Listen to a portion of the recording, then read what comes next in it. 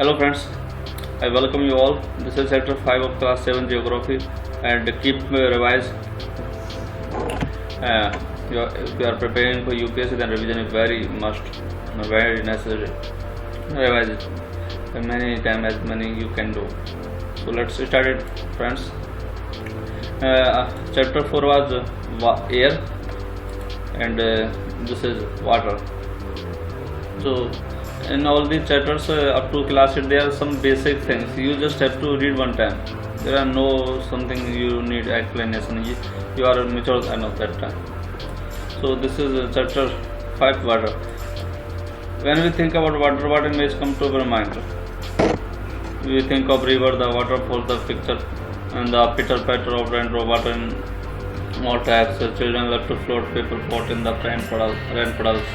By noon the puddles vanish. Where does the water go? The sun's heat causes evaporation.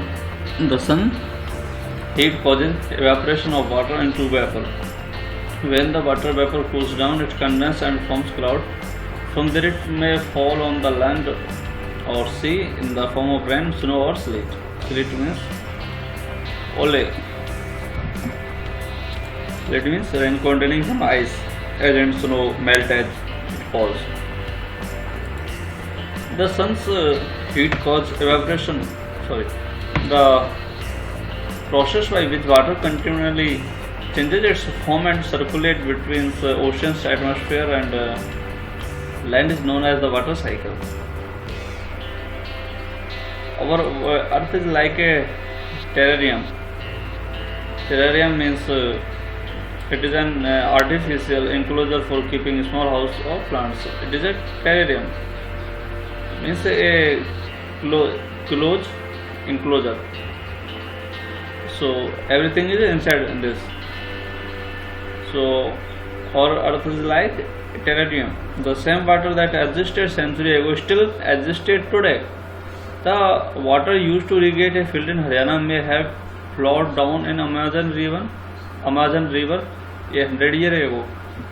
The major source of fresh water are the river, ponds, springs and glaciers. The ocean bodies and the seas contain salty water. The water of the ocean is salty or saline as it contains large amount of dissolved salt. Most of the salt is sodium chloride or the common table salt that we eat. Distribution of water bodies. So salinity is what? Salinity is the percentage of present of salt in gram and 100 grams of water. Average salinity of ocean is 35 parts per thousand. Means 35 gram and 1000 gram of water or 1 kg water. Distribution of water bodies.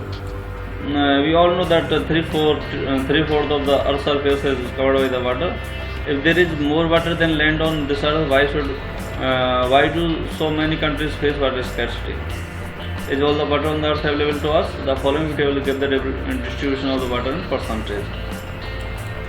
Oceans are having 97.3% of water, and remaining is 2.7. Just water is in rivers or atmosphere or inland seas and salt lakes like this.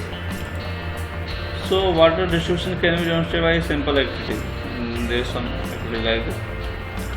So we have just if there is 1 cup of water in this whole world, then the whole atmosphere or earth, then we just have 1 drop water. That is UGL.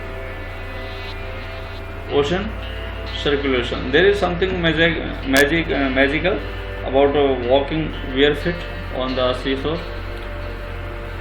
The wet sand on which the cool breeze, the seaward, the swell of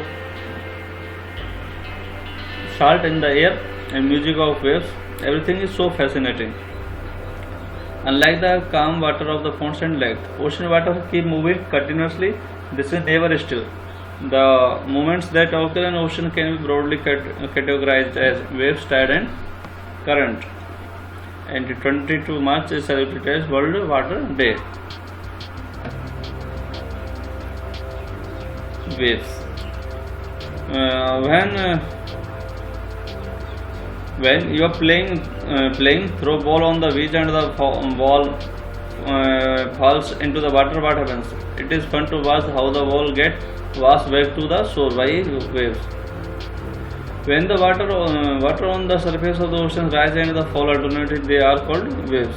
During a storm, the wind blowing at very high speed form huge waves. Storm. And these may cause tremendous destruction. An earthquake, a volcanic eruption, or underwater landslide can shift a large amount of ocean water. As a result, huge tidal wave are called tsunami. That may be as high as 15 meters is formed. The largest tsunami ever measured was 150 meters high. These waves travel at a speed of more than 700 km per hour. They are very disastrous. The tsunami of 2004 caused widespread damage in the coastal areas of India. The Indra Point in the Andaman Nicobar island got submerged after the tsunami. Tsunami is a Japanese word that means harbor waves, as the harbor gets destroyed whenever there is tsunami. There are some scenes of 2004 tsunami. Tides. The rhythmic rise and fall of ocean water twice in a day is called a tide. It is high tide when water covers much of the shore by rising to its highest level. It is low tide when water falls to its lowest level and recedes from the shore. So these are two types of tides. So it is spring tide, and this is spring tide, and this is neap tide. The strong gravitational pull exerted by the sun and the moon on the earth's surface cause the tides. The water on earth closer to the moon get pulled under the influence of the moon's gravitational force and cause high tide. During the full moon and new moon days, the sun during the full moon means Purnima, and new moon days means Amavasya. The sun, the moon, and the earth are in the same line. So this is Amavasya. Sorry, this is Purnima, and this is Amavasya. So during in these days, the moon and earth are in same line. They are in same line. These tides are called spring tides. What? And in this time tides are highest due to gravitational force. But when moon is in its first and last quarter, the ocean water gets drawn in diagonally opposite direction by the gravitational pull of the sun and the moon, resulting in the low tides. Both are attracting because of gravitational force. That's why there is low tide, or we say neap tide. It is spring tide. High tide helps in navigation. They raise the water. They raise the water level close to the shore. This helps the ships to arrive at the harbor more easily. The high tides also help in shipping. Many more fish come closer to the shore during the high tide. This enables fishermen to get plentiful catch. The rise and fall of water due to tides is being used to generate electricity in some places. Ocean currents. Ocean currents are streams of water flowing constantly on the ocean surface in a definite direction. The ocean currents may be warm or cold. Generally, the warm ocean currents originate near the equator and move toward the poles. The cold currents carry water from the polar and higher latitude to the tropical or lower latitude. The Labrador ocean current is cold current, while the Gulf Stream is the warm current. The ocean current influences the Gulf Stream is a warm current because it is lies in the Gulf is lies in the near to equator, and Labrador ocean current is cold. The ocean current influences the temperature condition of the area. Warm current bring about the warm temperature over land surface. The area where the warm and cold current meet provide the best fishing to the world.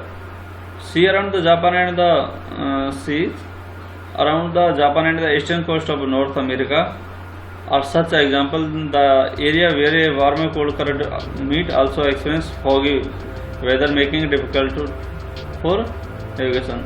So these are blue lines are these are cold currents, and these are hot currents. So here this is cold current, this is hot currents. This is Labrador, that is cold current near to this Greenland, and this is the Gulf Stream here, and this is the Canadian. This is Brazilian current. It is Venezuela current. They are different currents, and they are very important for UPSC also. So take a look and try to remember this. I pause this video and try to see them all and remember them. Just have some idea. They are named on the nearby places all. And where both of these currents meet, they are very good for fishing. So there are some MQs we will solve. The process by which water continually changes its form and circulate between ocean, atmosphere and land called water cycle. Generally the warm ocean current originate near equator. The rhythmic rise and fall of the current of water twice in a day is called tide. So tide is a periodic rise and fall of water. Ocean currents are streams of water moving along definite paths, and tsunami is strong seismic waves, and caption Sea is largest lake. So this is for fact Caspian Sea. This is the largest lake inland lake, or also called as full flat sea. Okay friends, so this chapter is complete. So please do like, share and subscribe if you are liking these videos, and try to keep revise more and more. Thank you so much friends.